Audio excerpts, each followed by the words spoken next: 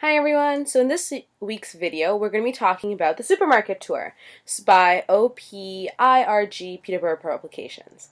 So just to start off with this question to get the ball rolling.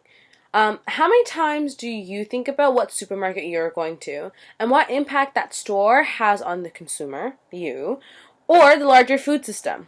Normally when I go to the supermarket, I'm thinking about what am I going to buy, what am I going to be making for dinner. Rarely do I really think about what the influence the supermarket has on my shopping habits or on the larger food system. For that matter, I rarely think about the larger food system in general. So for this tour, I visited the Metro, located on 89 Gould Street, right off of Ryerson University, or Ryerson campus, because this is my go-to grocery store. It's on my way from home, and it's just easier to lug all my shopping on my way home, and it's just a one-stop trip. But the interesting thing about this location is that it's targeted at university students, which is suggested by the location being right on campus. The Metro also has many incentives into place to further draw students to this location. So I'm going to talk about this a little later in the video. So through this video, I'm going to be focusing on Chapter 1, called Aisle 1, Going to the Market, and I'm going to be looking at the supermarket as a whole. I want to focus on the shopping experience as a whole because I think the supermarket design in general has the largest influence on how consumers, mainly me, shop. I'm going to focus on two major ideas throughout my video, and it's going to be impulse shopping and one-stop convenience of the modern-day supermarket. So through exploring these two topics, I'm going to talk about various aspects that are brought up in the first chapter. So let's get started. Supermarket structure, arrangement, and organization has a huge influence on consumer shopping patterns, which in most cases is to the supermarket's benefit. I'd like to call this consumer manipulation. So let's focus on impulse shopping. This is first seen through the single entrance and exit to the store. This facilitates the clockwise directionality of the store, starting with a colorful and abundant produce section and ending at the checkout. This arrangement controls the shopping route of the consumers, designed to maximize the exposure to the greatest number of items to increase the chances of impulse shopping. So as I walk through the store, it can be seen that the staple items, such as bread, milk, eggs, are spread out throughout the store, which also enforces that consumers walk through more aisles, further increasing the chances for impulse shopping. Not to mention pop-out displays or side aisle displays, which are designed for impulse shopping and to grab your attention. Just the arrangement of produce makes you feel like you have control of how you're walking through the store. But in reality, it's very hard to squeeze in between certain displays with your shopping cart, basket, or for students with your backpack. So you're forced to walk along the path of the wider aisles that the store has created for you. Personally, I'm very guilty of impulse shopping. When I go to Metro, I'm usually looking for bread, milk, juice, and some produce, but I probably end up picking up random items such as ice cream, chips, cookies, and instant noodles. The more unhealthier options that I definitely did not plan on buying. I've seen this in many other students who also fall victim to the usual items that are on sale. Impulse buying largely has a negative impact on student health, in particular as sales and markdown price goods are usually unhealthy food options, but there are still attention grabbers for students who are on most part short on money. So in most cases, university students are doing their own grocery shopping for the first time and generally don't know what normal or regular prices are to begin with.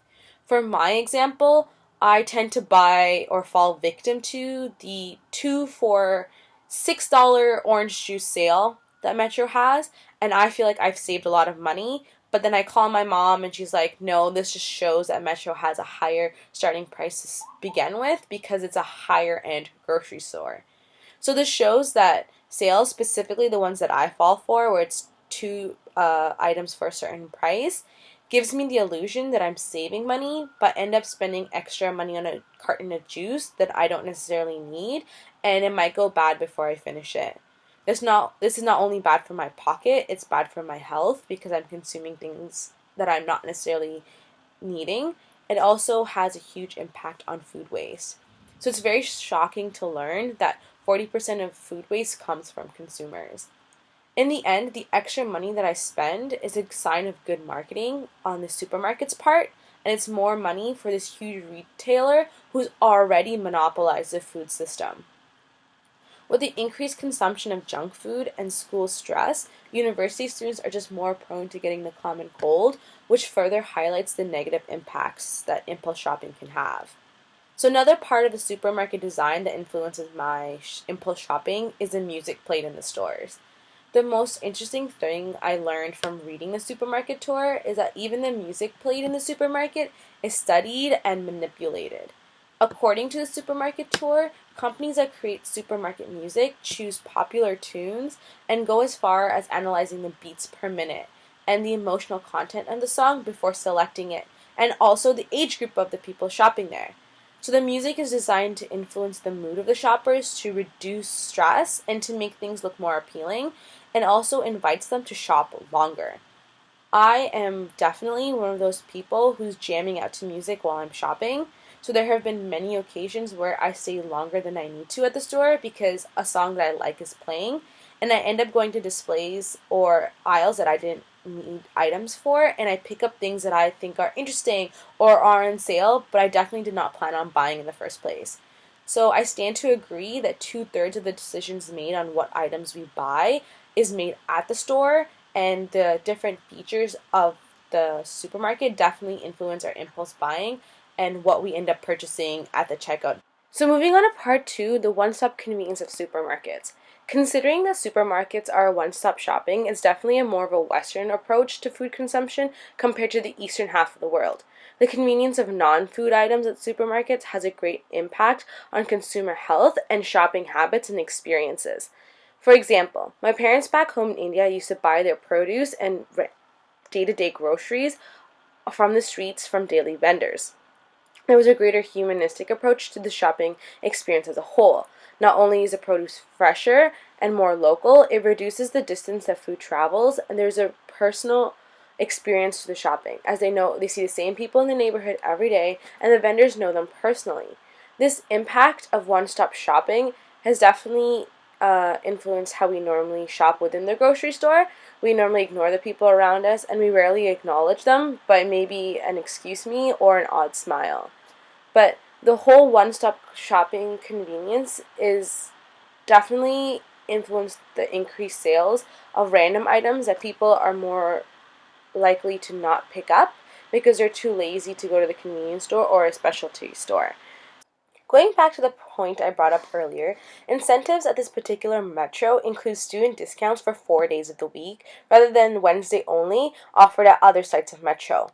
They also have air mile benefits, and the sheer closeness of the location to the Ryerson campus is a lure for consumers, particularly the target audience of students. All of these factors of the one-stop convenience has consumers buying into the idea of one-stop convenience as something that's not necessarily a bad thing, which I tend to agree with. Because people today are into instant gratification of buying everything at once with the age of online shopping as well, and they have limited time for shopping. However, this is not always good for the smaller people in the food system who need this niche business for food retail, such as local farmers. So this brings us to a conclusion, and I just want to address two main questions. The first question being, what surprised me the most about reading the supermarket tour? So I was most surprised by the accuracy of the book and how much research goes into something that many people, including me, sometimes find to be a chore. The smallest things, from the music to the larger things such as the design and the structure of the supermarket, have been analyzed to increase consumer shopping, and it's something that was very well described, and it was super accurate, and it's something that got me thinking about my day-to-day shopping and food habits. So what did I learn from this experience about myself, the supermarket, or the food system? I used to believe that I was a fairly good shopper because I used to make a list. I tried to avoid aisles that I don't need, but there's definitely still room for improvement. And it's also kind of nice to know, but in a bad way, that the way I shop is so influenced by the supermarket structure. So my bad shopping habits, per se, are not entirely my fault, but there's definitely things that I can do to be a better consumer and to reduce food waste as a whole. This whole tour also got me questioning how much pull supermarkets have and retailers have in the food system as a whole. It was interesting to know that 5 companies own most of the supermarkets in the system, which makes me consider the whole one-stop convenience of the supermarket is at the expense of the smaller guys in this food system, such as the farmers, and the raw good producers. So in the future, I really need to start creating a game plan before going shopping and not falling for the well thought out lures of the supermarket. And maybe it's time to start considering local farmers and farmers markets to get my produce. So that concludes my reflection of the supermarket tour.